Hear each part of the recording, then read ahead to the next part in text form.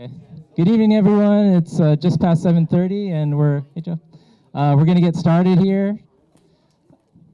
Thanks so much for joining us tonight and spending part of the evening with us. My name is Paul Koschel. I'm the Director of Public Works. We're here to talk about landscape and lighting here in Rolling Hills. Thanks for engaging in the process. I wanted to mention that this is one of many opportunities coming up in the next couple of months to continue to engage, to get information. The engineer's report, which we're going to be talking about here, it's a lot of information. It's very technical in some parts, and it's not everybody's going to take the time to read it, right? Read it page, front to back. And so part of the plan is with our consultant team is to push out bite-sized pieces of information, essentially on a weekly basis, right? And so look out for that. If you're not signed up to Civic Mic, then that's the best place to stay engaged and get more information. There's also going to be additional meetings. Following on to this, in a couple of weeks, we'll have a virtual open house. If people want to join and ask questions virtually, we're going to do pop-up sessions. So meet us for an hour at Pete's or something like that, right? So look out for those meeting dates if you have additional questions down the line. So just want to put a plug in for that. We're joined by several of our public works staff tonight, as well as our consultant team, which is Civic Mic and NBS. We do have a couple of presentations that we'll run through, but by design, we're going to leave a lot of our meeting time for questions and answers, because we think you guys are going to have questions. We want to make sure we get to those. I think that's all I had. I'll pass it off to Michelle to walk us through the rest of the agenda. Well, I just want to say welcome. I see some familiar faces that I've been working with for a little over a year and a half. And it's really nice to see a lot of you in person. And I just want to stop and say thank you to those who have been really involved. And thank you to those who came tonight and are getting involved now. I know local government is really important. Can everybody hear me? Okay, great. And we really appreciate you being here and really caring about your communities. So the meeting agenda, Paul just gave the welcome, and I am doing the intro right now. Chris Lewis from the city will be doing a brief history of your district. And then we have Sarah from NBS who will be talking about the engineer's report and breaking it down for you. And then like Paul said, we will have a lot of time for questions and answers. Now that being said, we are going to ask everybody to hold their questions during the presentation. We have little note cards that you can write them down so that you don't forget them. And also, during the questions, we want to get to as many questions as possible. We know there are a lot of people here today, and there's going to be a lot of questions, so we're asking that we leave the question and answer portion for questions and restrain from a lot of commenting. And if you have a comment, please write it down on the cards on the table, and we promise we will read them, or you can contact us on civicmic.com, or go ahead and give us a call, and we can talk about it there. But again, leaving the question and answer portions for questions. I have no doubt that everybody will be respectful tonight, and I am very excited for you all to learn and learn with us. All right, so that being said, I'm going to pass the mic to Chris, and she will start it off. Hello. Oh, sorry, Danielle.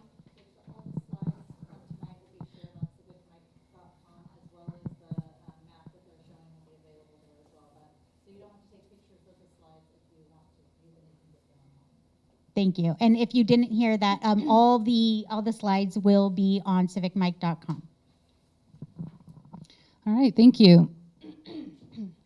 Good evening, everybody. I'm Chris Lewis with the Department of Public Works. As Michelle said, I'm just going to give you a very high-level overview of the history of the district, and I'm also going to talk about the current and proposed budgets with the new district. Next slide.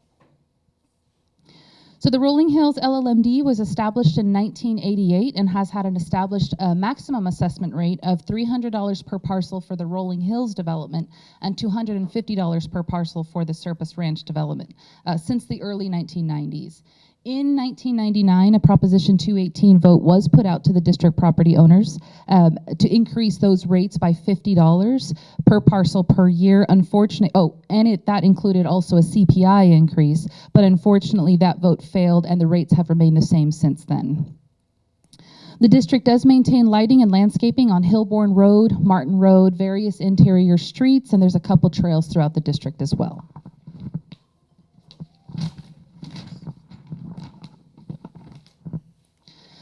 This table shows the revenues and expenditures through from fiscal year 18-19 to 2021. I won't be going through this line by line. I just wanted to give you an idea of the revenues and expenditures for this district. I purposely left out the last 2 fiscal years because, as you know, we've had a reduction in services, we've had an increase in services, then we had a loan, so it really doesn't reflect the normal operations for this district, so I left that out. I wanted to give you an idea of what it has been looking like for the past 3 years, though. This district revenues hovers right around $330,000 per year, with expenditures have been going up from $368,000 per year in 18-19 to $580,000 in fiscal year 2021.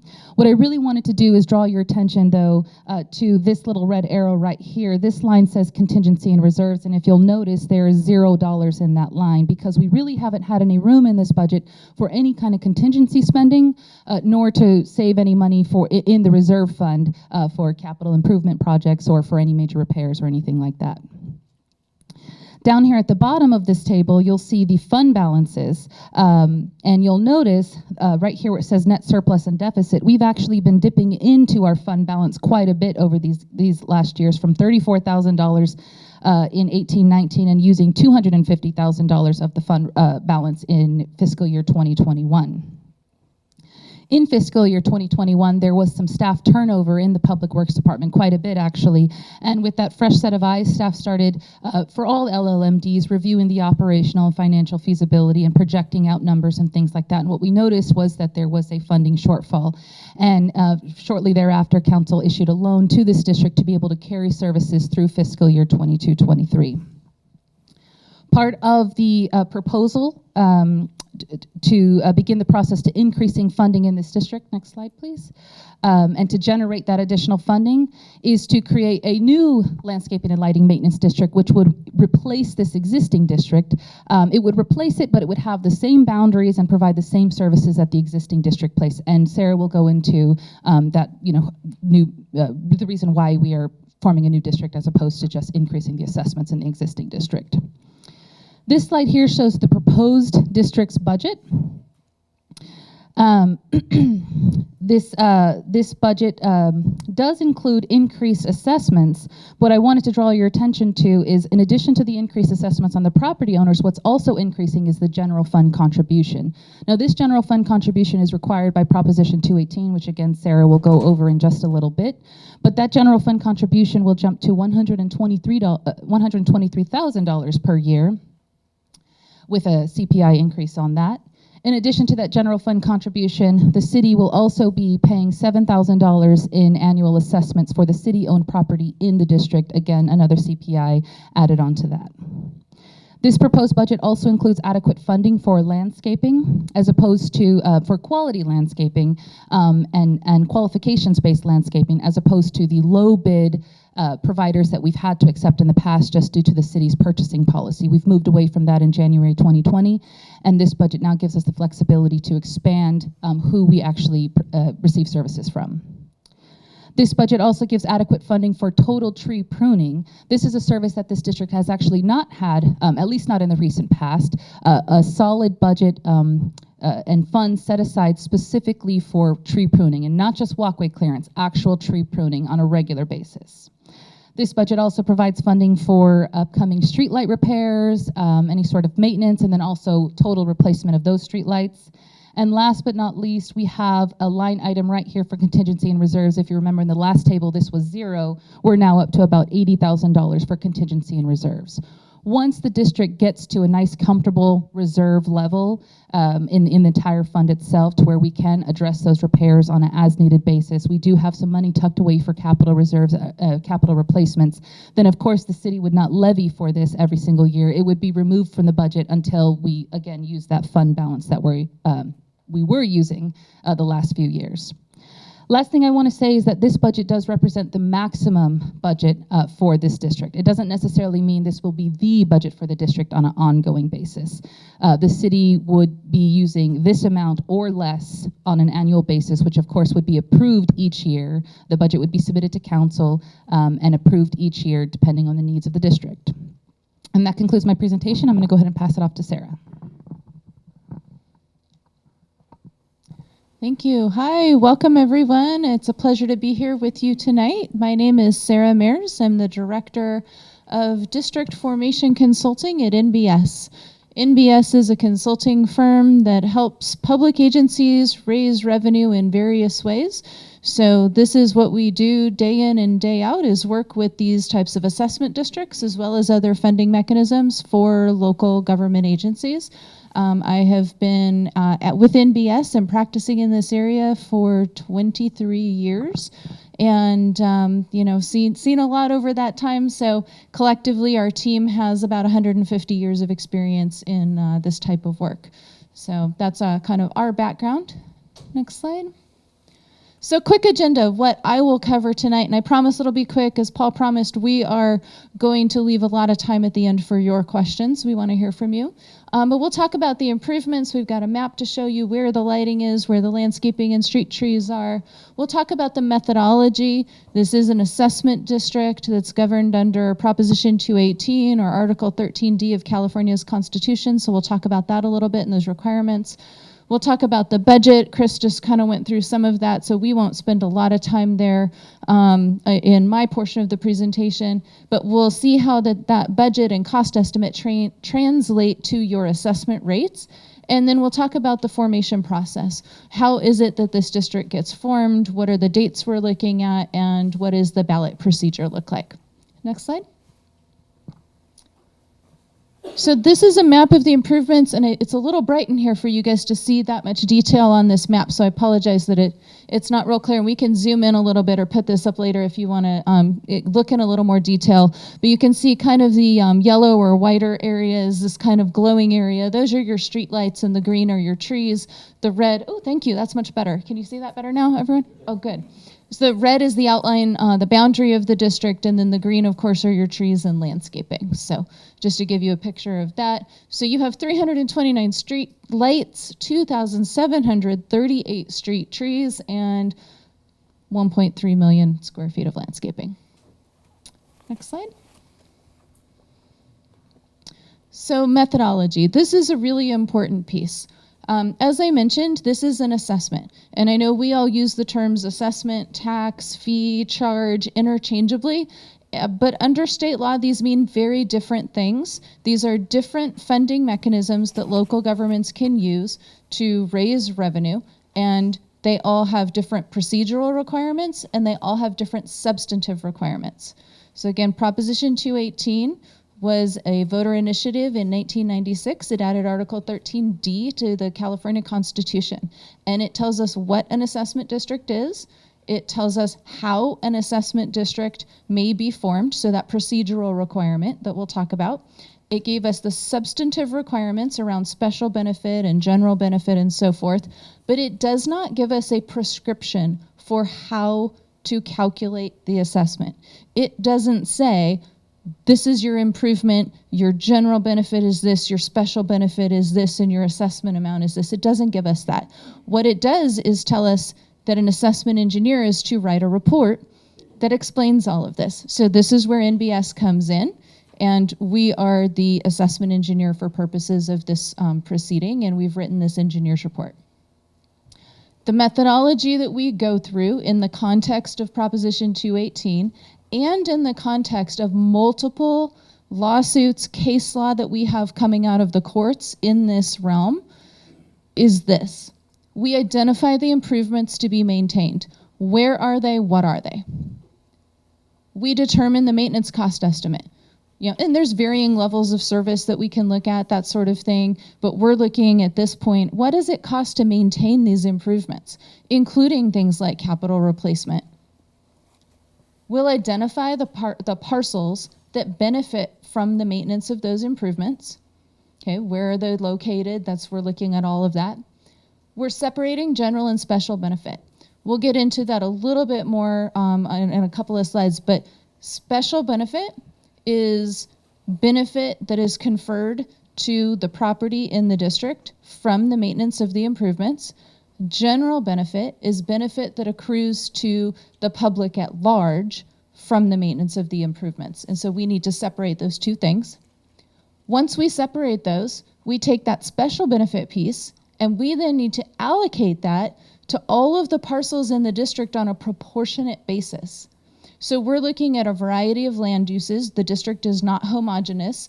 You don't all have the same, exact same parcel size, lot size, land use, etc. So we need to come up with a method to relate the parcels to each other. And we use a point system to do that, where we're looking at all of the various factors related to each parcel. And then we're going to calculate the assessments to be levied to each individual parcel once we have those costs, once we have those rates, and once we have those points developed. Next slide. So I mentioned one of the things we have to do is identify those special benefits. The benefits that we've identified relative to street lighting are improved safety and improved accessibility. The benefits we've identified for the street trees and landscaping is improved aesthetics and increased livability. And the factors that we look at as we're allocating those special benefits proportionately to each parcel are land use, building square footage, lot square footage, and average daily trip generation. Next slide. So in terms of the general benefit, I know this is a little tiny. These are just copies of tables from the engineer's report. So if you're having any trouble seeing that, we can get you the information. But we're calculating those general benefits based on vehicular pass-through traffic.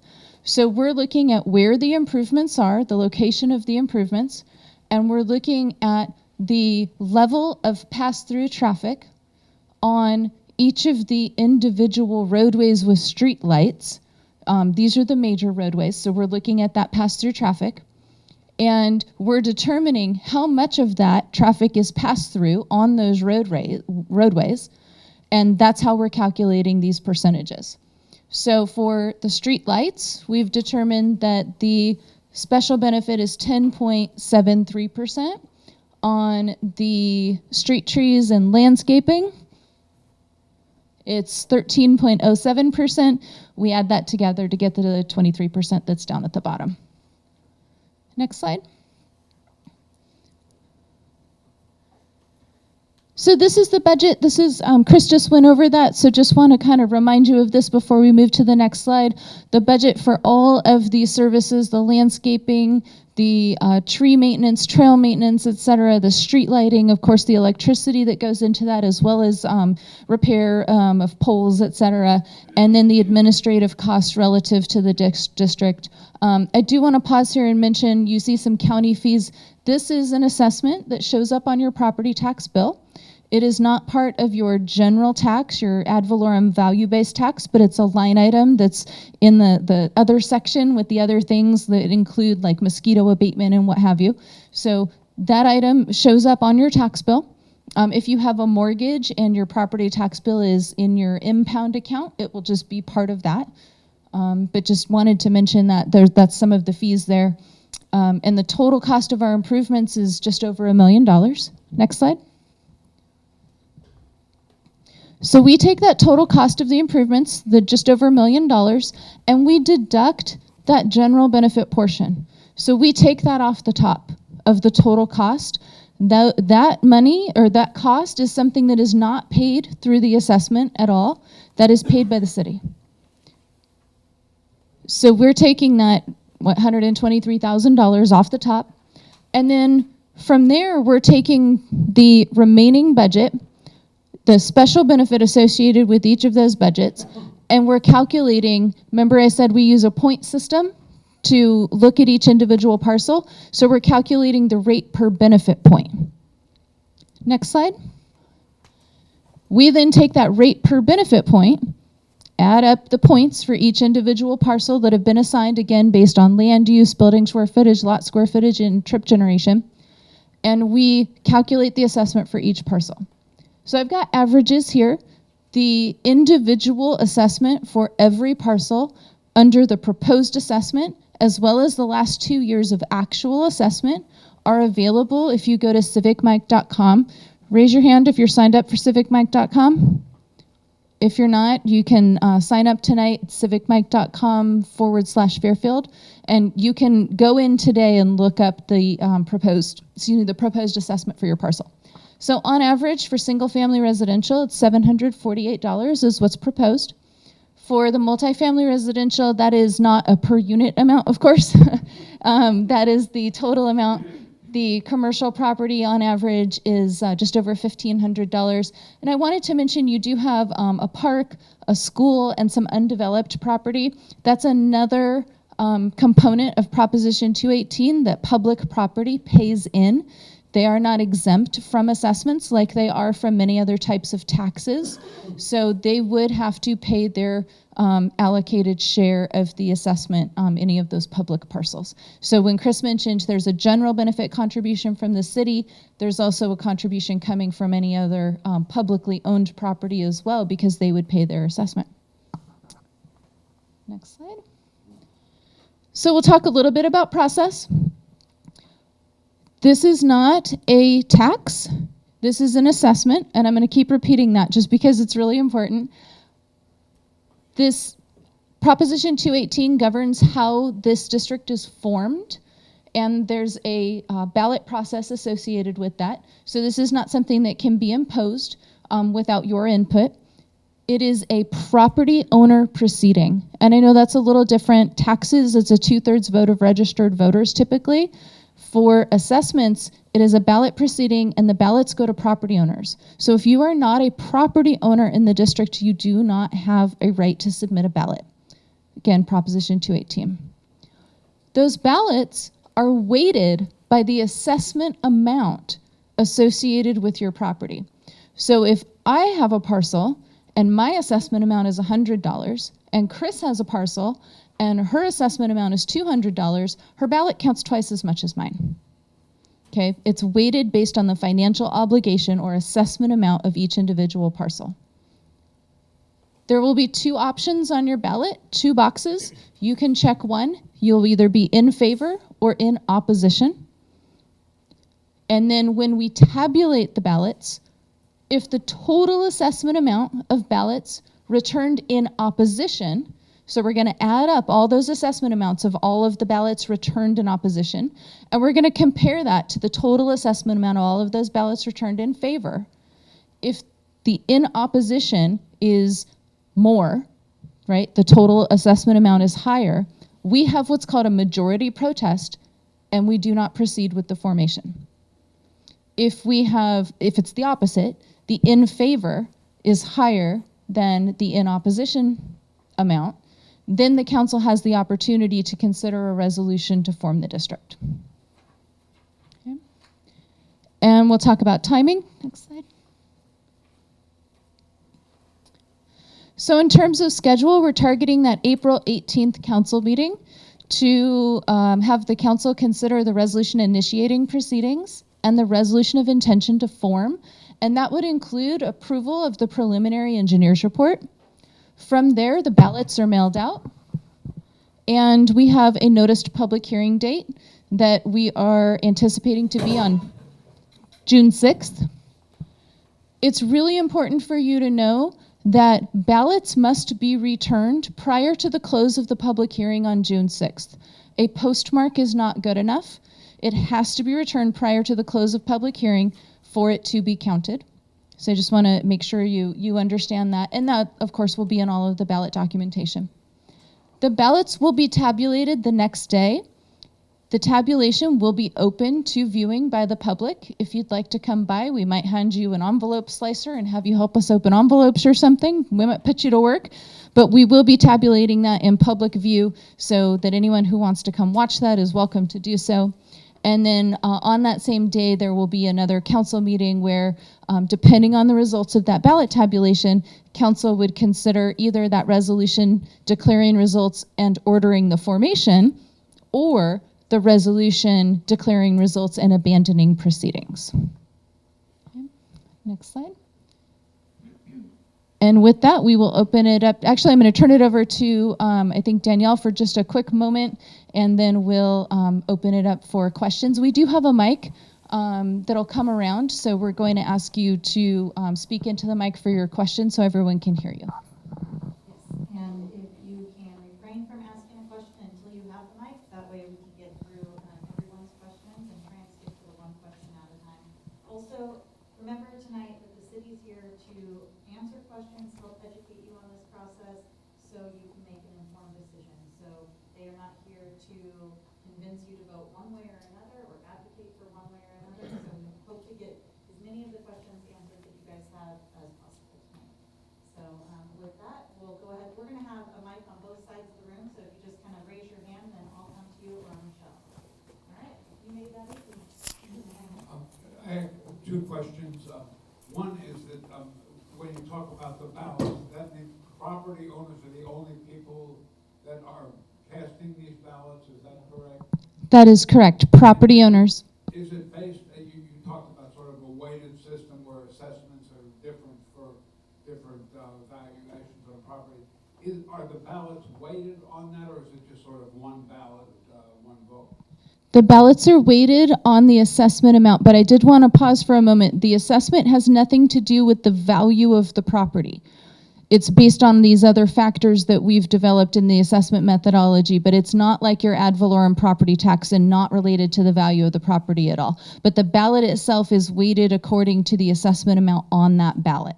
Okay, and then can you, the final question is, can you also possibly address I know you're not supposed to express opinions, et cetera, but what would the consequences be if the district is not formed? If the district isn't formed, then the existing district is still valid. It's still in place, so we would continue on just as we've been with the existing district. However, as we mentioned before, and you know, maybe this, well, Michelle's way back there. I did have the slide. Is it in? Yes. Is it in this? Yes.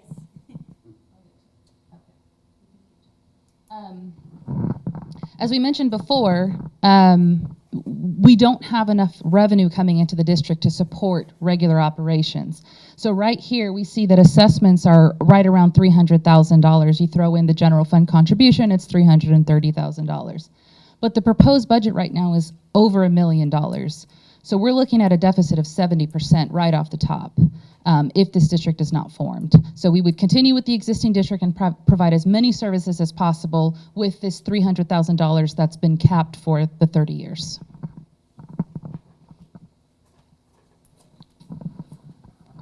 Hi there. Hey, I saw up there that the current lighting budget was $10,000 for what it is now.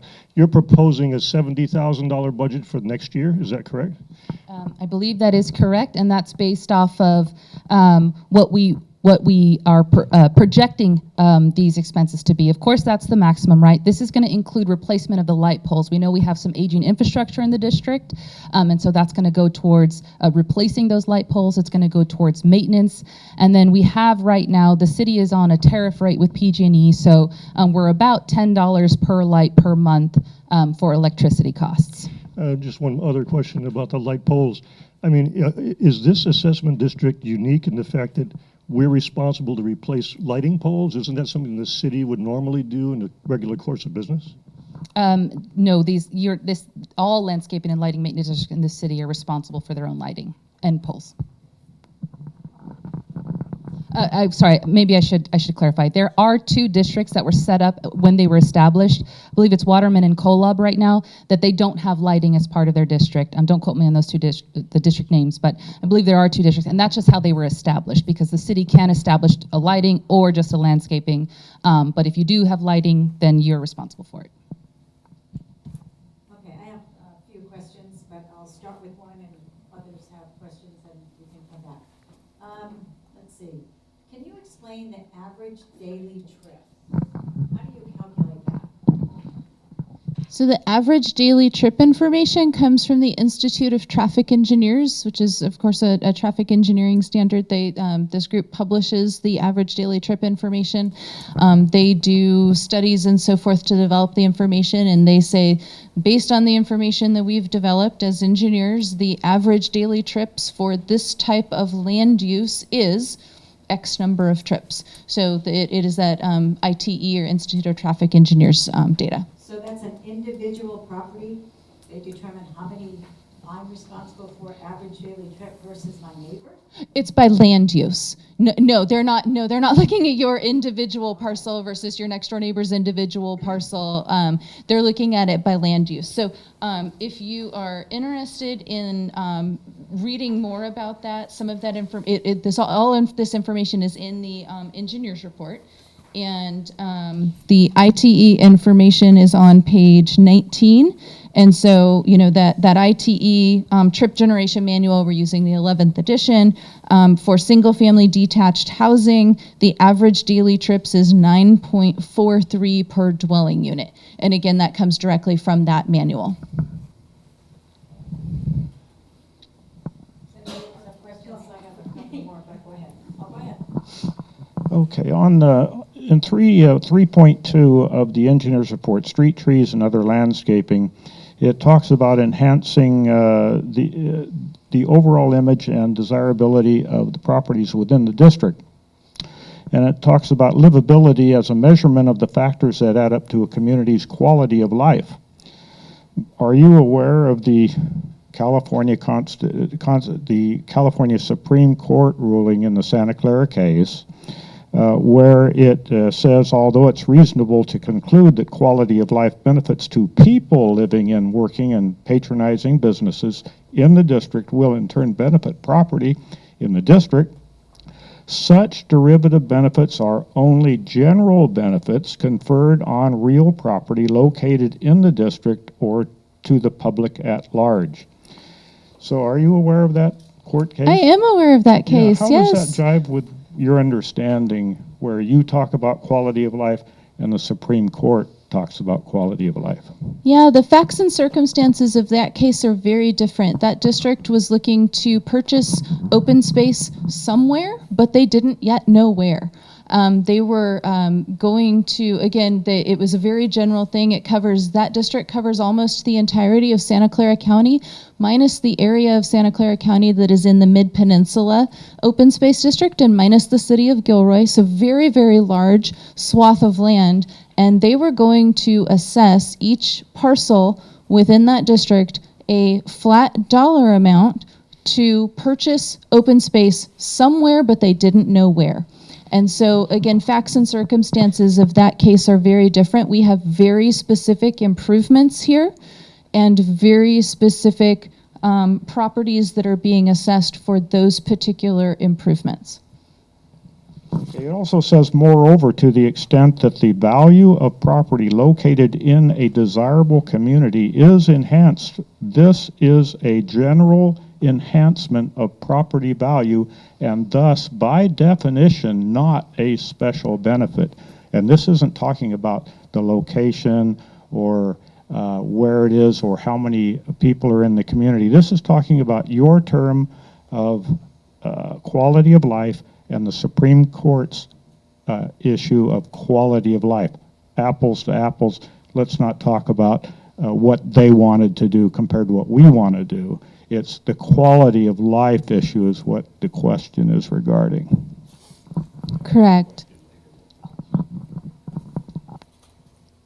So the quality of life issue, we are not relating the assessment amount to the general enhancement of property values in any way. There is no mention of enhancement to property values here. And so we recognize that general enhancement to property value is something that is not a special benefit. And that's not what we're discussing.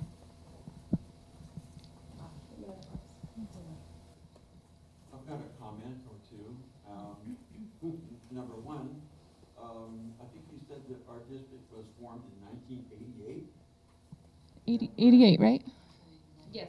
Yep, 1988. 1988. The President of the United States in 1988 was Ronald Reagan. That's how long ago this was. I'm just mentioning that because I think we're about due for an increase in our assessment. I don't know if tripling is correct, but just to give you an idea. Also, if we don't form a new district, our landscaping is just gonna go to hell. And it's gonna affect all of our property values. And I don't want my property value decreased because of someone's afraid of having an increase that hasn't happened since 1988. I have a couple of questions. One is, I have a 4-bedroom house, and it's probably on a pretty good sized lot, probably bigger than most. But it's only my wife and I live there. So how can my trip be based on the size of my house? The trip generation is not based on the size of your house. The trip generation is based on the land use. So your trip generation as single family residential would be the same as your neighbor's trip generation, even if they had a smaller lot and a smaller home. The trip generation factor would be the same because your land use is the same. So we're looking at a variety of factors as we do this analysis. Trip generation is one of them, building square footage is one of them, lot square footage is one of them, and land use itself is one of them. So we're kind of looking, but I did want to just mention, you said something about the rate tripling, and I did want to mention that we actually looked at the amount. So again, 1988 is when your assessment was established. There's not been an increase since then. If that rate had increased, if there was a CPI that had been built into that rate at that time in 1988, the average rate for single family would be $530 today. The average rate proposed is $748 right now. And so that delta between that, what that rate would be if there had been a CPI and what we're proposing now is $218 per year. Okay, and I live adjacent to an open space. My backyard is open space, and one of my side yards is open space. Do I get an increased evaluation because of that? For proximity to open space, no, that's not one of the factors that we're considering. Just being right next to open space is not part of the benefit analysis. Great, thank you. Mm-hmm. I think the trip generation is not clear yet. If you could explain more to the people. My background is transportation. I didn't understand what exactly you mean. You mentioned 4 streets, Hillborn and Martin Road. So I have some specific question I would like to ask you about. If you can, I did not understand it. If you can explain it to me. And I will have Do a you have a follow-up specific question. Yeah, I have a question? 2 questions, but once you explain it to me, I have a question for it. Okay, so you don't have a question right now. You want me to go over the trip generation information again? Okay, thank you. I was waiting for you to ask another question. So we're looking at the average vehicle trips through the district. We're looking at the estimated district generated trips. Okay, so there's the total trips that people are taking through the district, the total number of people that are driving through the district. And then there's those trips, right, that are associated with people who live in the district or property within the district, right? So there's a percentage associated with that. Some of the trips through the district are people who are just passing through. Some of the trips in the district are people who live here, work here, associated with property here, right? So we're looking at the pass-through traffic, okay? So the average vehicle trips through the district, and if you're following along, this is page 20 of the engineer's report. The average vehicle trips through the district is 72,000. The estimated district-generated vehicle trips, this is where that traffic generation comes in, where we're looking at single-family residential. Is that, what did I say, 9.43 is the metric for that. So we're going to say there's X number of single-family residential, they generate 9.43, there's this many commercial, this is their generation. We're adding that all up. That totals 13,445.08 trips. So then we can calculate the pass-through traffic relative to the district itself. And then when we're looking at that pass-through traffic, we're also then looking at specific roadways, because these improvements are on many types of roadways. So we're looking at the functional classification of some of these roadways where these improvements are located. So on local streets, you're not going to have as much, by design, pass-through traffic. Those streets are meant for and used by people who are accessing the property along those streets, right? Your local residential streets, for example. But your collectors or arterials that are in your district, there is more traffic there that is not associated with the district. They're not turning into the residential. They're using this as a way to pass through. Maybe they're, on their way to somewhere else. They're, bypassing traffic on the freeway. Whatever the case may be, they're somehow passing through the district, but they're not associated with property here. So we're looking at those individual streets to determine, and looking at that as a share, what share of improvements are on each of those types of streets, and what is the pass-through traffic associated with each type of street. So you're looking for improvement in terms of what? Because I'm looking at the budget right here. Mm-hmm. Is that associated with this budget here?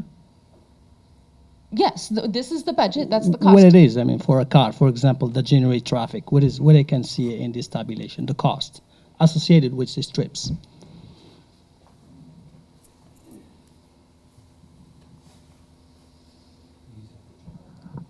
So that's the general benefit calculation. So actually, let me go back, see if this is.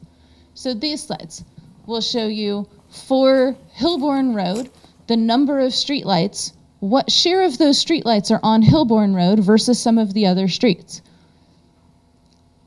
What share of your streetlights are on Martin Road, Interstate 80, interior streets, that's your more local streets. So we're looking at the share of streetlights that's on each of those individual types of streets, looking at the pass-through traffic for each type of street, and then calculating the share of general benefit from there. Because the following question I was to have, there's some street here like Garden Meadow and Moose Valley. They Okay. have more trip generation because of the school, more than Martin Road. I have seen those sensors when I asked the people who installed them in Hillborn how they calculate that. And to my understanding, I never seen any sensor in Garden Meadow capturing the traffic generating in Moose Valley. You come in the morning at 7:30 and you see how many cars it goes. So my understanding, those data need to be activated because I know trip generations.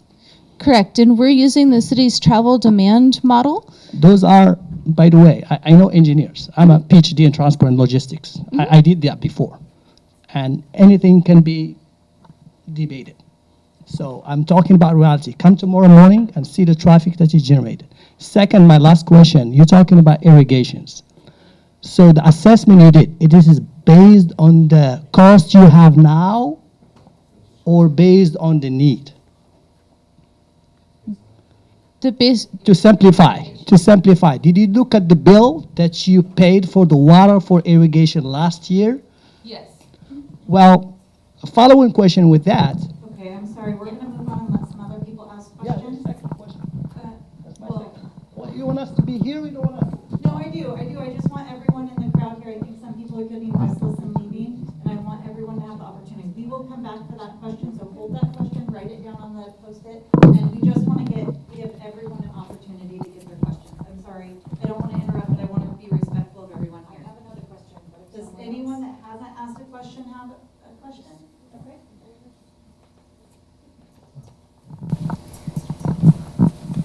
It's my understanding that the amounts on the budget are based on amounts from contractors. That's correct, for the landscaping, yes. Okay. $4,000 a year for landscape maintenance, Mhm. covering Hillborn and some of the side streets. Yes. If you look at the number of hours that they're doing, and this is over years of observations, that works out to $120 per hour per person. I don't have any data as to how that was bid. Well, it's very I'm not simple to arguing figure with out that. how many weeks Mhm. are in the year and multiply by 10 people working, Mhm. and then divide, it works out to 120 to 240. Do you have a question about dollars per that? hour. I have a question concerning the trees, the pruning of the trees. Sure. Okay. You said that the trees would actually be pruned. Yes. Is this going to be pruned by an arborist? Correct. Or not by just the local landscape company? Correct. The plan right now, especially, and I don't know if you want to talk An about arborist what. would be on site. Okay. The landscapers would do the work, but the arborist would be on site. Can you repeat that? Bit Yeah. Okay, the reason why I'm asking that is because there's a predominance of badly trimmed trees that causes disease, causes them dying and so on. Mhm. I'd hate to see that happen everywhere if we're gonna be pruning trees everywhere. Yes, definitely. Bad cuts lead to disease and bug infestations. Their tree crew will be out there. They do have a certified arborist on staff to guide them to make sure they're making the correct cuts. Who will be there, mate? He'll be there to guide them to make the correct cuts. Yes. Okay, okay. That's it for right now, I'll come back later. Okay, maybe this will help a little bit. What would be the logistics of actually calculating the pass-through or measuring the pass-through versus residential traffic, say on Hillborn, for example? So that's what we're showing on this slide here. We're looking at, Not a formula, I mean the actual counting cars and making sure they live here or drive through. so it's a percentage basis. So Yeah, I we're know. calculating I the know. average daily trips and the trips that are associated with property within the district. Mhm. And we're comparing that to the trips that are under so it's under the city's travel demand model. We're looking at the C level, kind of the middle level there within that travel demand model, and looking at the district trips associated with the trips that are possible on that street at that C level, and looking at that calculation. A simpler question then, what I'm asking is, why was not actual trips measured? Why were not the actual trips measured? We actually looked at that initially. We were looking at the city's transportation study, the traffic study that was 2018, I think, right? So we actually looked at some of that data, and as we reviewed that data, and that's always the issue with data, right? You have to look at it, you have to understand it, you have to see, does this data set that I'm looking at actually reflect reality in this situation? Does it feel right? And when we were looking at some of that actual data and reviewing that with city staff, we really saw some flaws in those counts. Traffic, the traffic study, that is a point in time. That's not an ongoing, measurement where they're calculating that. So that's just a slice in time, and at this point, it is a few years old. And so that's why we moved away from looking at some of that actual traffic data. We looked at, in addition to the traffic demand model, a couple of other sources of traffic data, and it did not seem in our analysis and kind of looking at that to reflect reality. So we made a change to look at that theoretical in the travel demand model. Chris, did you say that data was collected? I missed that. What years was that data? 2018. 18. Yeah. I think Chris did you have, Well, I just wanted to add on that actually using the theoretical model was in favor of the property owners, because when we used actual data, it actually reduced the general benefit amount. And so especially when, people who live here, we took a look at it and we were like, this is not right. We know there's more traffic on Hillborn, just kind of getting the feel for living here. So that's why we went with the theoretical model, because it increased that general benefit contribution, which means it lowered the burden on the actual property owners.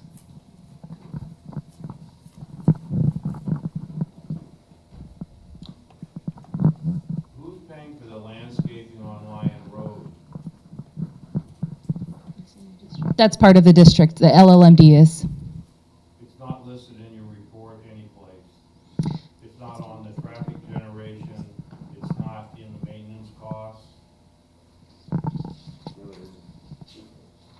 It is listed. I'm finding the page number for you right now. It's listed on page 9 in terms of the landscaping. It's in number 1. There's a list of where the location of the improvements are, and it reads Hillborn Road, Lyon Road, and Martin Road. So it's acknowledged there that the landscaping is included in the district. I missed I couldn't hear you. that. I said I missed that when I read it. Well, I'm looking at the engineer's report, and on page 20, you have Hillborn and Martin dealing with the traffic. Lyon isn't mentioned, and there's landscaping all the way down the west side of Lyon Road, plus the median island. And your cost breakdown by the streets doesn't have anything dealing with Lyon Road. Correct. It's considered one of the local streets. According to Caltrans, that street is a local street. That is the functional classification of that street, and that's the data source that was used for this analysis.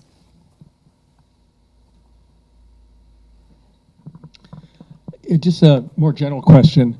You indicated that we're, instead of adjusting the assessments within the existing district, you're actually going to abandon the existing district and create a new district, providing the same services.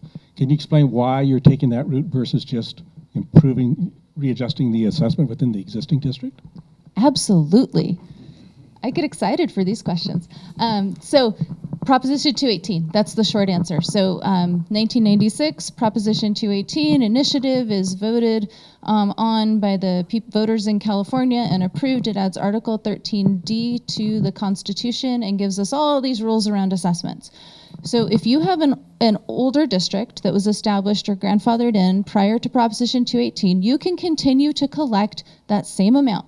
But the minute you collect a penny more from anyone in that district, you now have to comply with the new rules in Proposition 218. So that's what we're doing here. We cannot just increase the assessment without coming into compliance with Proposition 218, doing the special and general benefit analysis, and all this other rigmarole that we have to go through. So that's the reason for that, because Proposition 218 was voted in after that district was formed. So the only option for that district is to collect at that level. It cannot be increased. But the old district will remain in place, right, for repayment of the loans? Is that right? Yes, that's correct. Thank you. When the loan was issued last year, the agreement between the district and the city was that the existing district would remain in place for the sole purpose of repaying the loan. So everybody's assessment for 5 years, that the term was 5 years at 0% interest, with the first payment being in fiscal year 22-23. Everybody's assessment for the existing district will be dropped down to the amount, only the amount needed to repay the loan for those 5 years, and then we'll provide the services under the new district if it is formed. Once that 5-year repayment term is complete, then we will bring to council the proposal to dissolve that district, and it will go away. So will each resident here actually see 2 assessments annually? Yes, that's correct. One for the new district? That's correct. There will be 2 line items on the tax bill. You'll see one for landscaping and lighting maintenance district number 7. And if the new district is formed, you'll also see a line item for landscaping and lighting maintenance district 2023-7. We tried to make some connection there. But you'll see those both on your tax bill for the next 5 years. Okay, to follow up with actually the loan, and this may be a question for Paul, can you explain why the city is not able to waive this loan for our district? Because we've had many conversations about how things weren't handled well in the past. And so it's certainly come up several times about why doesn't the city take some ownership for this? Can you explain why the city cannot?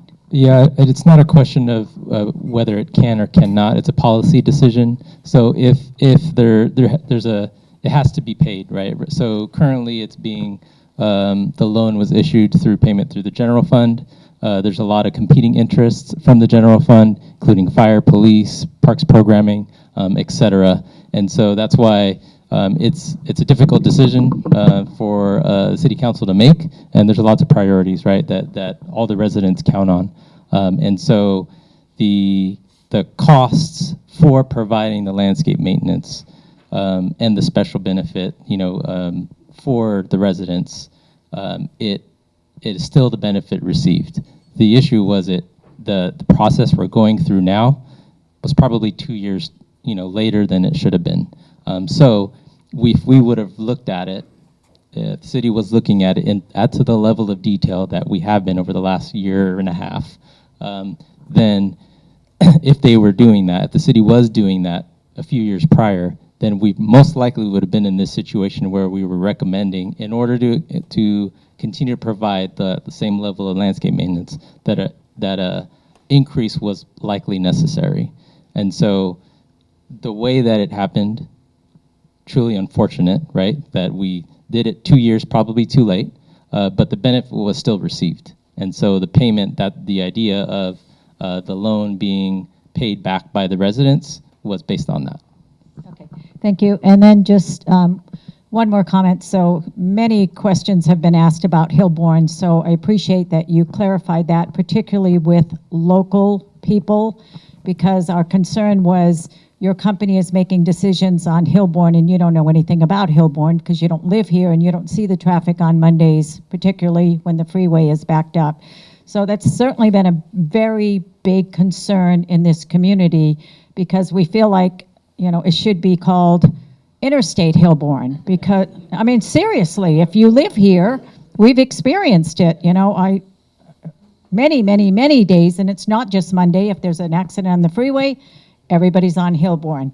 So I appreciate that we had some local input on that, because we have been very concerned about that. And then I just have a comment. I personally love our new landscape contractor, so we're very pleased with the service that they have been providing. And then I'll just give a shout out to all of you, because you've really done a great job. This is an unfortunate situation that we have been in, but again, as my husband said, this goes back to Ronald Reagan. We haven't had an increase since then, and I hope that as a community, this is for our community members here, that we value our community enough to know that this is something we need to do. That's just a comment. Just give you a little background and then ask you a question based on that.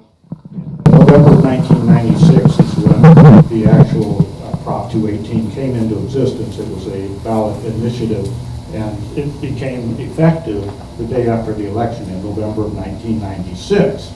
And in that election, it said that all Prop 218 districts must be formed and actuated under the law by July 1st of 1997. There was never a Prop 218 vote. There was never a Prop 218 vote, and there never has been since then. There never has been one at all, period, except for the one that was defeated a few years ago. There was no LLMD assessments resolved or in place. Rates have been raised over the years. They were originally much less than 300. Now they're 300 per home in Rolling Hills area. The schools and the city are required to pay into Prop 218, as the lady said. They have never done that. The school is supposed to pay. Donnell's supposed to pay. The school, the city, any property owned by the city or municipal, state, or federal must pay into the fund. They have never done that since 1997. Multiply that by the number of years in there, and I would like to know, based on June's question, what reimbursement do you think is reasonable for us to get our money back? Perhaps a loan forgiveness based on the fact that the Prop 218 has never been official, and we have overpaid because the city and state and local governments have not paid as they should have for the last 25 years. So the existing district, because it was formed prior to Proposition 218, may I answer your question? As of the date of the election, that all went moot when they raised the value one dime. When you raise the value, there has never been a range of values. There's never been a range of values determined, and Chris knows it because I have an email from her. I'm sure I responded that there was a range established in 1995. So we have several resolutions available online if anybody would like to review that. And so the max rate has always been $300 for Rolling Hills and $250 for the Surface Ranch. Now, you are correct that the actual levy, what the city has actually collected from the property owners, has increased, but it's never exceeded that max amount, and that's where the Prop 218 would have been effective if we were to raise to $300 and 1 penny, as Sarah was saying. But the max rate has always remained at $300 and $250 for those two areas. Could you post that resolution on Civic Mike? The Sure. resolution that determined those values and the date they were determined? Sure. Okay, when will you do that? By next week. By next week. On Civic Mike, you'll have the resolution that spells out the values in a resolution happening before July 1st of 1997. So what we have, okay, and to your point, what we have are resolutions that describe when the maximum rates were established. So we've had our legal team look at these resolutions because what we don't have is that resolution that actually establishes those rates. But we have resolutions from before the 1996 time period that say these are the max rates for this district. And so according to our city attorney, that is what establishes those max rates. But we can definitely post those resolutions for you on Civic Mike by next week. Just directly on. When you post that to Civic Mike, would you blast me an email? You have my email, David Tacker. Sure.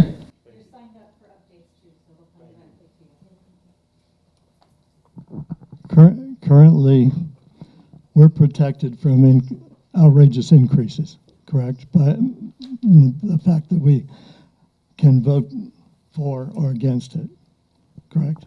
Correct. The rate Okay. that you're currently Okay, so- paying may not be increased unless this So my- procedure is Okay, affirmed. So my question is, if this is approved, do we lose that ability to protect ourselves by it needing to be passed by a vote? So built into this engineer's report is a CPI inflator that is capped at 3%. So the maximum rate that is established with this engineer's report on a per parcel basis, that can increase by no more than 3% a year. And the theory, of course, behind including the CPI is so that we don't have to come back again to you, So- with this same problem in a few years. So in other words, we are losing our right to vote any increase that's You're approving a maximum of 3% increase to this rate. And I do want to mention that this type of district, this assessment district, there is an annual process that does go through city council. And that's where each year, and Chris alluded to this in her presentation, the budget is set each year. So this establishes your maximum rate, which cannot be exceeded on a per parcel basis, right? But So the- the but- budget, let me just explain the annual process. So each year, the city will look at the cost of the maintenance. If that reserve bucket is full and nothing else needs to be collected in those reserves or those contingencies, maybe there hasn't been, all the capital replacement is done and the fund is full, they can decrease the amount that is levied on an annual basis. There is an annual engineer's report that includes a budget that goes to council with a noticed public hearing. So you are more than welcome to participate in that process. And there's also a landscape and lighting committee that was recently established by the city council to where information and feedback will be provided to these, related to these districts as well as lighting and landscaping throughout the city. Or is it lighting too or just landscaping? Okay, thank you. Just making sure. So in other words, we're by approving this, we're approving a 3% vote, a 3% increase annually. You're approving at a maximum, Yes. at most. So it's CPI Yes. up to so if CPI is 1%, that's what we go with. If CPI is 5%, we're limited to 3. So right now Okay. CPI is I- higher than 3%, right? We can only increase by 3%. It's Okay. like 8% or something. I did have a question also about in the report, it says that it's just tied to the consumer price indexes for San Francisco, Oakland, and Hayward. Is that correct? Yes, that's correct. Why would the rates here be affected by something that is in a completely different socioeconomic area? That's the city's standard CPI. What's it? We're gonna let Tom go, and then we can come back. Thank you. I just have a question, just related to the fact that you mentioned it, I think Chris had mentioned that in 1999 we had an opportunity to form a district, but it failed. Worst case scenario, what happens if, in fact, we have the same situation this year? Let's say it fails. What is our process? What do we do after that in order to get a district reestablished, or just trying to get an idea of what happens after that? So I think I showed the slide earlier of the deficit that we were in about 70%, correct? So we would still provide the services under the existing district, as many services as we could, right, with what we had available to us.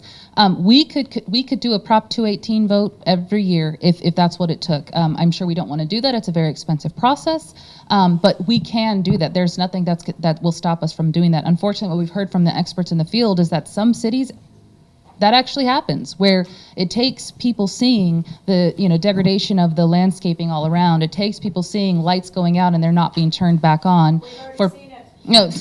So yeah, and of course, and from a city's perspective, although we obviously we're taking a neutral stance, but we understand. I mean, I don't think anybody wants that. So unfortunately, sometimes that's what it takes.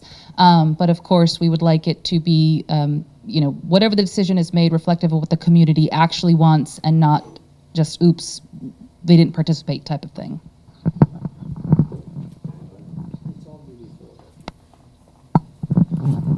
Just a clarification. I'm with the race. I agree with them.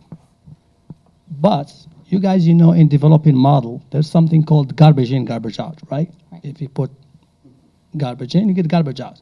I think the data, if you have a good data, like my house, going from 300 to 850, 187% increase, averaging 5.85, that's not logic. I can see it if it's 3%, I agree. And irrigation we talk about, because there's a lot of water, there's fountains at night. You can come here in front of this parcel here, all Hillborn, always. And then trip generation from Hillborn and Line Road. The garbage, we collect the garbage every month. Most of it coming from the traffic, people not living here. The city has to take that into consideration, not having someone in an office, don't live in this neighborhood, and tabulate the data and say, okay, sir, you pay 900. We're too naive. Americans are very nice. We have to charge more. I believe $600,000 can do the job nicely. Thank you. Not $1 million. It seems like we're almost being held hostage by the landscape contractors, because they're the ones who are setting the prices for the budget. And if we don't approve it, they're not going to do the work. If we don't, sorry? If we don't approve the, that's correct, yeah. What they want. That's correct. Then they're not going to do the work. Then they're not going to do the work. And unfortunately, and maybe Paul can speak to this, you said it actually really nicely last night. Unfortunately, for a very long time in this city, we've had pretty much two contractors just outbidding each other. But now that we've moved towards this qualifications-based proposal, we're really hoping, and we've actually seen in recent years, where there are more landscape providers willing to come to the city and put their bids in, because they know it's not just low bid based, and they actually have a shot at winning these contracts. And that's what we're trying to move towards. But unfortunately, you are right. We are kind of at the mercy of what the market is the market rates are for these services. And that's what it's been for several years. And we spoke earlier about the idea of the city taking over the landscape. Yeah, we appreciate the question. And why has it taken so long? Why has it gotten to this point before that's happened? Yeah, so I appreciate the question. We actually had it from our earlier meeting last night, earlier this evening, and it's something that we plan to look at very closely. we did have, and Mike could speak to it because he's been here a long time. We did used to have a lot of the landscape maintenance done in-house by Public Works crews. I think it was during the Great Recession, had to cut back expenses, and at that time it was a lot cheaper to contract out, right? And so it's, you know, primarily all of our landscape maintenance is contracted, right? And so as these expenses, and when we were going through this low bid environment, right, and we had these two contractors, New Image and Dominguez, you've seen the trucks, right? They've continually, like Chris alluded to, continuously bidding lower and lower to get the next job, and they would not hire, as far as our staff could tell, we're not hiring new people when they won the next project, where they were stealing from other cities or stealing from one of the other districts, and so we were waiting for them to free up to come over here. The model that we've heard from a couple of contractors that we spoke with when we said we were interested in doing it on a qualifications-based basis, including TerraCare, who we hired, including Odyssey, who we had good discussions with, but they had cold feet and didn't submit a proposal. They both said, we get the contract, we will hire people, we will resource it appropriately, and they will be here in Fairfield doing work every day.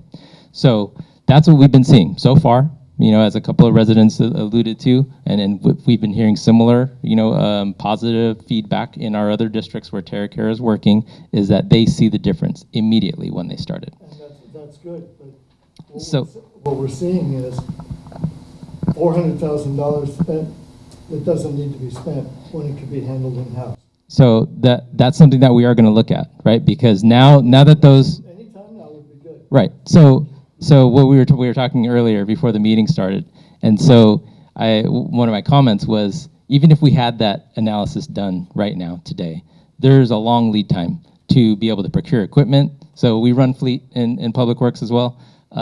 It takes a year and a half plus sometimes, depending on the piece of equipment, to order that with all the supply chain issues. With all this going on for the past several years, when seeing the increases coming up, why wasn't it taken care of sooner? Well, the increase in the landscape maintenance contract is just now, right? Because still had the low bid contractors, but the last bid that was received from New Image, they weren't doing the work. We had to fire them, right? And so we did that. We heard from the community that we want these services to be provided at a higher level. And so that was the option that we pursued. If we find that the market has improved, like we spoke with a couple of residents last night at Rancho Solano, and one of the comments was, we think there's other landscape contractors that could do this cheaper, right? And I said, give me your name and number, we'd love to talk to them, right? And I did. I spoke to a resident. Somebody tracked the person down for me. I spoke to him right before I came over to the North Cordelia meeting, and I spoke to him, and he said he would call around and get me some names and numbers. And so if somebody has recommendations on other contractors, we're happy to talk to them as well. Other landscapers are not going to do that. They're not going to meet it, what you can do in-house. Yeah, so... not even close. This budget is almost twice as much.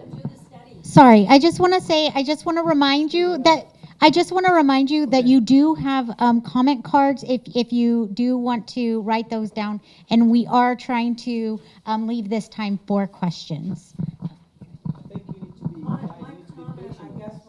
This is the purpose. No, let me see. You guys need to be patient with the questions, because these people are here looking for fairness. If you don't want us, we can leave. I mean, he asked valid questions. Any person here, those are good citizens coming because they care. Be patient with it. Be like a professor in a classroom. Help us. Simple questions. Okay. Yeah, my observation is around the weighted balloting process. Have we reached out to some of the larger property owners whose ballots are going to be weighted more heavily than us as individuals? For instance, the Fairfield Sassoon Unified School District and now, I mean, if Fairfield Sassoon Unified School District voted no for this, that could possibly be very problematic for the passage of this proposal. So have we specifically engaged the larger property owners, and I think I can say for the city of Fairfield that we're a yes. So we're good. We're a yes. So. The city of Fairfield. I thought you meant. I'm sorry. I thought you meant. Did we? No. I'm sorry. I thought you did. The city of Fairfield reach out to the property owners, and I was saying yes. Sorry, I didn't mean to interrupt. Yes, they have reached out. Okay, I'm saying the city of Fairfield as a property owner will be voting yes for this. I was told yesterday by the city manager. I think we're good for that. But what about the other larger property owners who have these heavily weighted ballots, specifically Fairfield Sassoon Unified School District and Donnell come to mind? Yes. So the answer is yes. The city of Fairfield has reached out to those property. Do we know how they're going to vote? We do not know how they're going to vote. We did not ask because, again, the city has to take a very neutral approach. If they're willing to tell us, we'd be open to it. I'm not sure if we can legally let everybody know, but the apartment complexes and the apartment Rolling Hills apartment complex and the Fairfield Sassoon Unified School District. You mentioned Donnell. Oh, the city property. I'm sorry. So that is the city-owned park there. Yeah, right, in the commercial property owners. So the city has reached out to inform, but again, we cannot advocate. That's where the residents come in. So nothing precludes you from using your neighborhood network to speak to these larger property owners, to let them know your concerns, to advocate for your position on how you would like them to vote.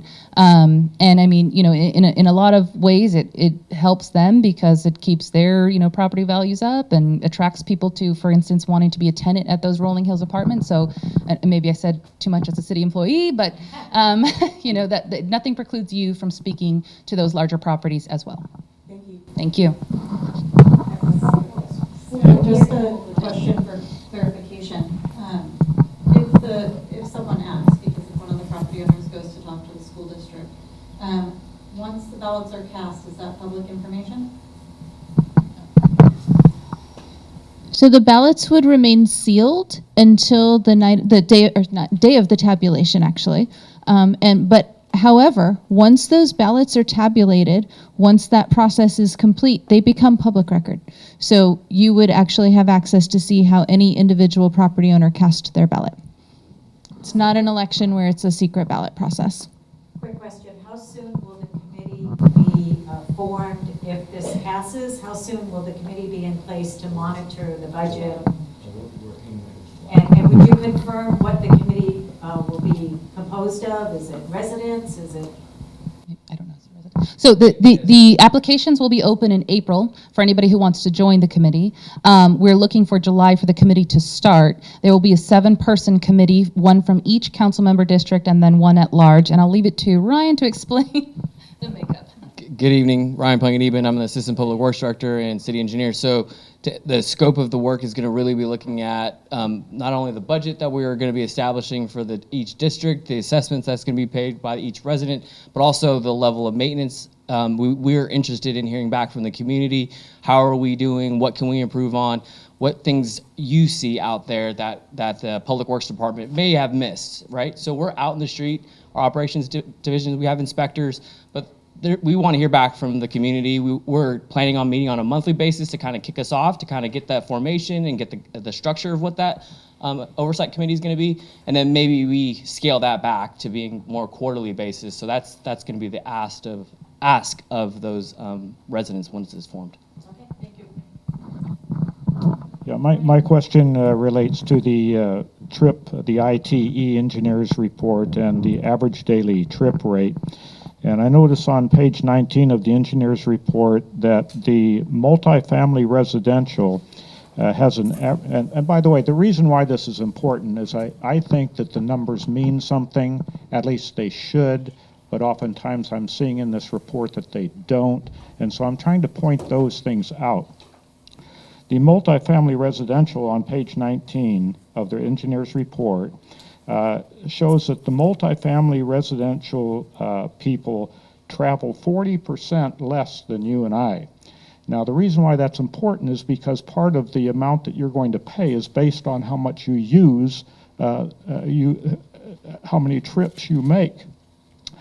The average daily trip for a single family, you and me, is 9.5. The multifamily residential is 6.74.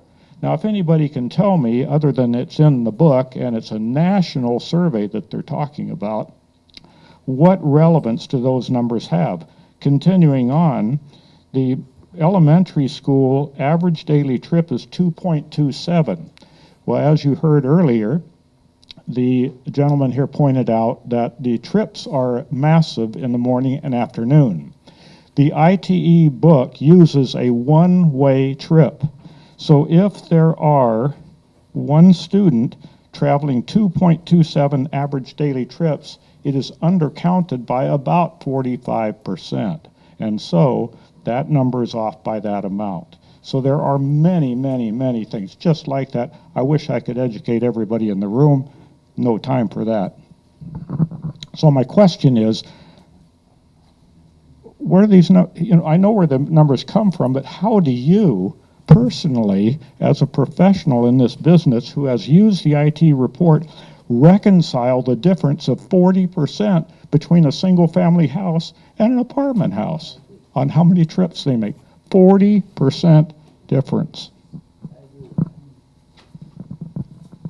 So again, these numbers do come from the ITE information, and so we're looking at that. That is a professional organization that puts this information together that we're looking at. So I mentioned earlier, we do take a look at data we have available to us, and we put that into the context of, we do a sniff test. Does this seem right? Does this look like the right information? And I mentioned when we were looking at some of that 2018 traffic study data, things were not looking quite right.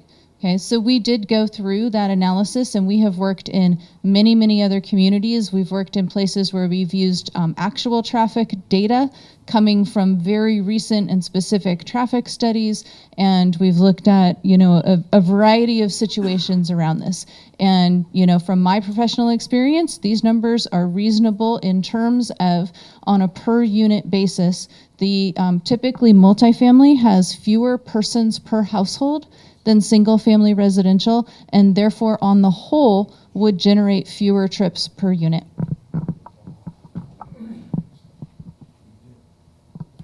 Was there another question in the back? Someone else? I couldn't see if someone else had the microphone. Were there any other questions? Did you address the school trips? School buses. Yeah, so looking at the average daily trip rates, again, just looking at the reasonableness of that in comparison with the actual traffic data that I've seen in my experience. And again, this was a discussion among actually several folks at NBS as well as with the city. We've looked at this data and determined that these numbers appear to be reasonably based. By simply looking at the data from the school, most of the... Hold on, there's a microphone. Go ahead. Yeah, if you look at the data from the school districts, and they may share it with you, I sit at the site council here at the school. I will tell the majority of the students here, they're not from this region. A lot of people here are retired community. Most of the people come from 4, 5, 6 miles. There's a lot of chip generation, plus the highway. So what he was talking about is accurate. Can I maybe help clarify that? Because I think what's happened here for us that have been here. Can you grab the microphone? I can speak pretty Sorry, loud. we're still trying to pick up the audio here. The So school was built initially for the Rolling Hills residents, and then they had open enrollment. So there are kids coming from all over the city. I don't even know, maybe other cities. It's open enrollment now, and so we feel like, are we getting the brunt of this when these kids are coming from all over? I think that's what he's trying to get to, because you and I have had this discussion. right, and that's where we're looking at that pass-through traffic. So the folks that are coming and going to the school, those trips are related to the school itself. And if folks are just passing through, then they're not, obviously coming in. They're not, that's the pass-through traffic, if they're just passing through the district and not going to the school. I just had a quick question. At the end of the fiscal year, if there's money left over in each program, what happens to it? Oh, that's a great question. So in terms of the, this is obviously, it's a budget, right? And it's a cost estimate based on what you expect to spend. And there could be things, either replacements that need to be made or replacements that don't need to be made. Your costs could be less than, just like with any budget, your actual could be less than what you've projected. That money would become part of the fund balance. It could be used either to offset the next year's assessment, or if there's collection occurring for some of those reserves or contingencies or what have you, it could go into that. But there's an accounting of that in that annual engineer's report that I mentioned. So there's no carryover for the next year in that particular category? No, it would just become overall fund balance and then allocated either to reserve or contingency or used potentially to offset the next year's assessment. But not to individual categories, yeah. It's not for that particular category. Yeah, if you had extra money in the lighting budget, it doesn't mean it has to stay with lighting. It could be used on landscaping or, or whatever, yeah, exactly. Have been paid by the property owners. I don't know if that answers your question. I'll ask you a question that might tag on to that, and that is, what specific special benefit is my house, and that's the way the law goes, each individual property, what special benefit is my property getting from Hillborn Road? As opposed to general now, you have to separate the two. So explain to me the intricacies of how my lot is getting a specific benefit that is not, which is not given to the public at large. That's the way the law reads. Please explain. Are you referring to the landscaping and lighting improvements along Hillborn Road? Any charges associated with the maintenance or improvements of Hillborn Road, how is my lot specifically, specially benefited under Prop 218 and Santa Clara? Okay. So in terms of the special benefit, I'll go back to that slide here real quick.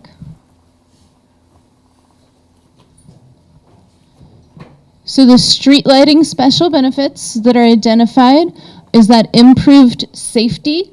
So street lighting obviously provides an element of safety when you're driving through at night and the streets are lit. It also provides increased accessibility, meaning it's easier to, get to your property, find your property, see addresses, that sort of thing. Okay, so those are the special benefits that accrue to each property by having the street lights within the assessment district. In terms of the street trees and the landscaping special benefits, as you are driving through the assessment district and the trees look nice, the landscaping looks nice, that provides an increased livability factor and improved aesthetics to this district. So each parcel is receiving those benefits by virtue of having these improvements in your neighborhood. The problem we have, we're lucky. Can we get you the mic, please? We're lucky in these services. You can go after this meeting. I invite you to go to Garden Meadow and Moose Valley and see how dark it is. So now we're going to pay $857 for the same service. Dark, I cannot walk at night. My daughter cannot walk. Garden Meadow and Moose Valley, there's neighborhood. It's very dark. Dark in Hillborn. As a man, I walk sometimes at 8 p.m. I get scared myself. There's a lot. You said even this new company did a good job. I pick up garbage. They missed a lot of garbage in between the houses and the Hillborn. I can show it to you as we speak now. It's been there for almost 2 weeks because we haven't done our pickup trash last week. There's nothing, nobody is perfect. So there's a problem. So my question, technical question, are you taking the feedback to reassess the model? Am I taking feedback to the assessment methodology? Yeah, everything we are seeing, this is not a Bible. We can change, right? Are you taking all the feedback and come up with the new numbers? We see probably the third generation and what was said. Sorry, really quick, but before you go, does anybody else have a question that hasn't asked a question? I just want to make sure that we are getting to everybody. So if you do have a question, please feel free to raise your hand. Okay, go ahead. Okay. Let me answer that question first, and then I'll let you go. So in terms of everything we've heard here tonight, I have received no information that leads me to believe that the assessment methodology needs to be changed. Well, I disagree.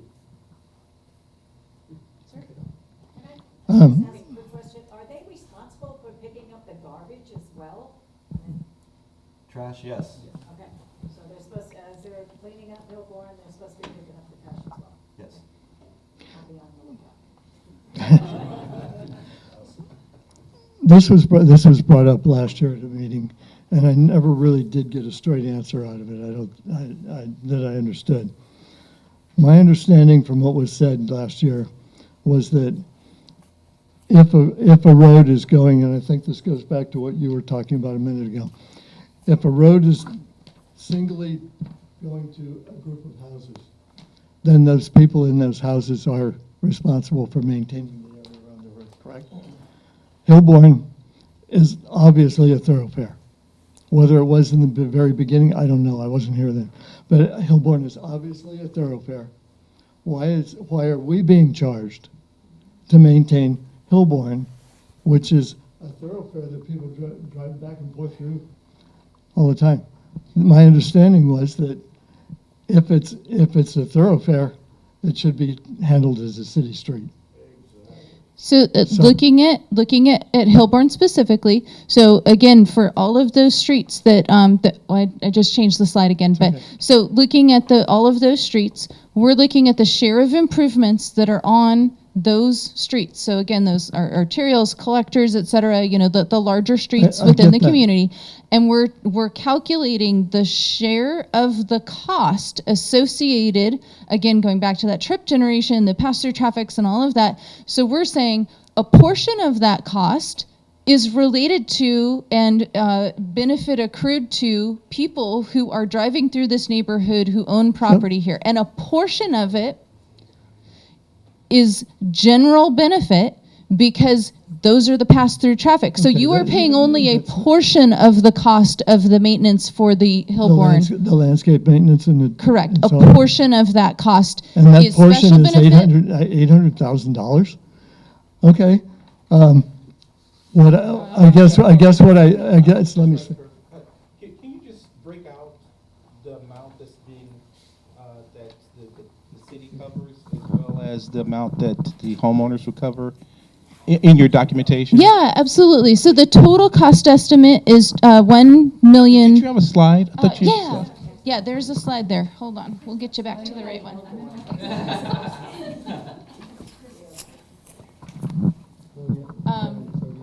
So this shows you the total cost of those improvements, $1,036,648. And we're deducting that share of cost relative to that general benefit calculation. So $5,572 related to the general benefit for lighting, $117,505 related to the landscaping. Okay, so that is the portion that is general benefit that, as property owners in this district, is not being charged to you. Okay, let me rephrase this then, see if I can word it a little differently. Does this mean that everyone who lives on a street in Fairfield is charged for maintaining the landscape and so on along that street? Everyone who lives in the city of Fairfield? Yeah. No, only parcels within the assessment district are charged the $913,000. I'd like to mention that I guess in a roundabout way, you are correct because all of our taxes are also going to fund your landscaping. I don't live in this LLMD, and I actually don't own property in an LLMD, just me personally, Right. but my general taxes are going to fund LLMDs. And just overall, between the 9 LLMDs that are going through this Prop 218 process, the city's contribution is increasing to about $1 million per year to support all the LLMDs that we have going through this. We're still supporting way more than the city is then. But I guess it doesn't make sense to me that I'm paying to maintain landscape on a road that I don't even live on. I just drive past it, drive up the road to get to my house, and other people drive on that road and drive on through, but I'm paying for it, and everyone in here is paying for it. It doesn't seem to make sense. And I guess I question the legality of it. If it's a city road, it's a city road. It's a thoroughfare. It's a city road, it's a city road. The city should be maintaining road maintenance. Right, so only a portion of that cost is being charged to the district. Okay, according to what you just said, 300,000 is charged to the city, but $1 million is charged to the district. Okay. So 913 is assessed to property owners. The 913 is the amount that goes to the property owners, not the $1,036,000 that is the total cost. Is there a way that you can tell us a percentage of how much Yes. we are paying? Just Hillborn is the sore subject to everybody here because there's so much traffic on there. Is there any way you can say the city's paying 5% and you guys are paying 95% of Hillborn? 43%. Thank you. What is it? 43%. For- Okay, sorry. for who? So you guys are paying 43% and the district is paying 57%. I wish you had started the So- whole speech tonight with that information. Sorry. That's the hot The city topic. based on the table that's on page 20 of your That's engineer's very, report. very helpful to know. It shows that the pass-through Because traffic looking is at those 57%. numbers, it's like, holy geez, they're not paying anything. But So does hearing it- that we're paying 43, city's paying 43% and we're paying the remainder or vice Opposite. versa? Okay, So I can live with that. the landscape maintenance that we're paying is half. That's $400,000, and the city is paying almost that much as well. So it's $1 million, $800,000 just for the landscape maintenance. If I understand the request, is the request to break out the cost specific to Hillborn Road and provide that to the community versus the city's cost versus the special district? Is that the request? Okay. I think that's something that we could provide, and give us some time to prepare that, and we'll report that out to the community. Okay. And I'd like to mention that that cost of the landscaping of 400,000, it's not just for Hillborn Road. It's for all the landscaping. I realize it's part of. Oh, okay. I just wanted Part of to. Rolling Hill. Yes, part of Rolling yes. Hills and Hillborn and. And yeah, and all the interior streets and the Yeah, trails yeah, I and all of realize that. that. Okay, okay. And would you publish that percentage with the dollar amount? Well, with the dollar amount, Yes, But I okay. mean, for me, that's a very hot topic in this community. So if you could make one slide that says, this is how much you're paying for Hillborn, this is how much the city's paying, it would be very helpful. we can do a post on civicmike.com, and we will send that out as well. So does that mean that the city is paying the landscape contractors also? Sorry, can you repeat the question? Does that mean that the city is also paying the landscape contractors? That's correct. A portion of. They're paying almost half. We're paying half, and so they're paying the landscape. That much money? So, To cut the grass up and down Hillborn? no, not on Hillborn. It's throughout the district. Trees, shrubs, landscaping, replacement bark, pesticides. Do you want to open fertilizer. up the map really quick, just again to show all the? Well, I know where they are, but most of it's on Hill, most of what is done is up on Hillborn. So if you look, all of this green, that's all the landscaping. I live in Oak Hill. We have a section Oak Hill Estate at the other end of Hillborn. Okay, down here? We have one section. Foothill Boulevard. Right off of Foothill. Oh, right here. Off Foothill. Okay, we have one section of, along the street that is handled by the district. Maybe 90 feet, 100 feet long. There's a couple trees that haven't been, that have been dying because nobody's taking care of them for the past almost 20 years that I've been there. Yes, we need an assessment to fix that. All right, so it does sound like the questions are coming to an end. I want to thank every. Go ahead. I was thinking, you know, For contracting. So why the idea is always giving it to one contractor? What about if you can divide the district into, and you get those smaller contractors who like to work, like 5 people, 6 people, we get them in this portion and this portion. Because I did simple math, I found they're making $96 per hour, more than RM, more than engineers, a landscaper. So I was the landscape manager for about 15 years within the city of Fairfield. My name is Mike Gray. I'm currently the operations superintendent. Landscapers, if they need to get a decent sized piece of landscape before they're willing to come into town and invest resources. They will not take a small bite size. It is not profitable for them. They want enough to keep their folks busy for a day. They don't want to go from city to city, and they're just absolutely not interested. We've definitely entertained shrinking down acreage, and in fact, it's shown to be more profitable to expand on that and actually offer larger acreage. That's when they can make their profits, which have been minimal to none over the years. They're definitely trying to make up for that now, but they will not invest. They will not bid. It's hard enough to get contractors here to even take a look. As Paul mentioned earlier, we are trying to draw more contractors in. We're getting some success, but under that low bid contract that we were, through policy, we had one contractor, True Green, that I know a few of you know of, that we dealt with. I dealt with for the first 12 years as a manager here, actually more like 9 years, but getting them out of town was really tough. We had to put them in default and actually get them moving on their way.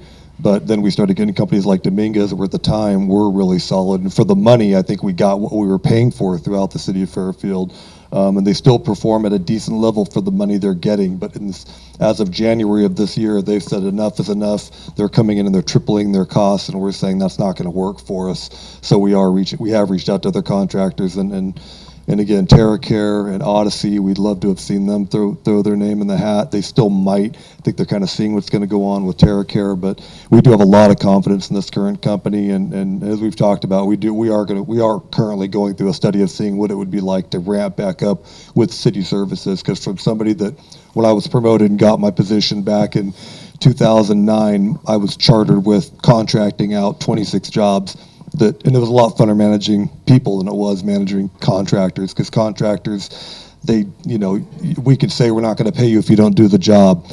Worse than that, they're going to leave town, and we just don't have anybody else to maintain the landscape. At least with internally with people, we could hold people accountable, and they did take ownership of the landscape. But many of our employees were Fairfield residents, and it just isn't. It's not as rewarding for the contractors that aren't here. But now we are hoping we're moving in a direction where, again, getting these contractors, in town that are going to have we're going to see the same irrigation techs in the same areas. We're not going to see this rotation of bodies because they're jumping ship to these places that aren't paying them very much.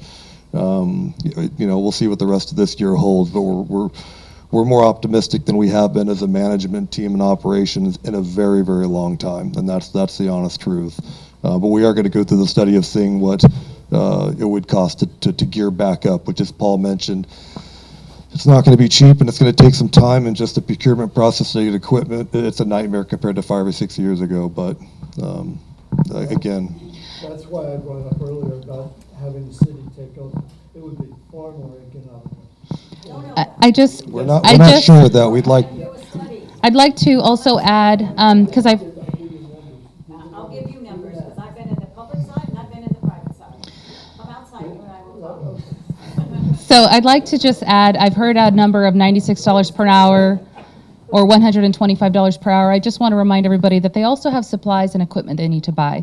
So recently, and correct me if I'm wrong and if I'm just making this up, but when we were talking to Dominguez, they were telling us that fertilizer went from like $15 or $20 per bag to $100 per bag, literally within the last couple years. So their supplies have, what's that, a 5 times time increase, right? Replacement bark, we have to buy that. We have to buy the pesticides. We have to buy replacement trees and replacement shrubs and irrigation replacement parts. If you looked at the budget, that's also a high value item. So it's not just the cost per service, it's also the equipment, their trucks, all of the supplies they need to provide that quality service. So it's not just the hourly rate. And I think Sarah had something else. And just one more comment, because we work with communities throughout the state of California.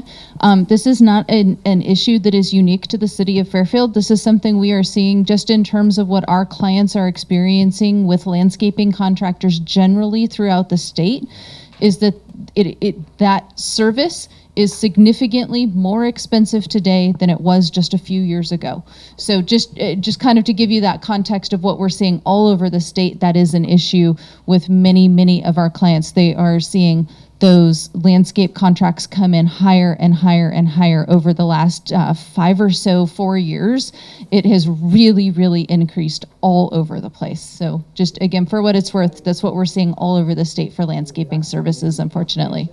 So, excuse me? Inflation been factored in for the future? Do you have any projections for inflation? Because prices now are high. I don't know what's going to happen next year. Right. Well, exactly right. We don't know what'll happen next year, and that's why this mechanism has flexibility to set a maximum rate based on this level of service. And as has been mentioned, the levy amount that is collected each year could be less in the future if somehow this environment changes and landscaping services become more economical, and cost less. Then certainly the annual process for the district allows for those true costs to be reflected in the assessment amount. Great. Thank you so much. I want to just mention this flyer. If you have additional questions, we strongly suggest that you go to civicmike.com. There is also some pop-ups that the city is doing.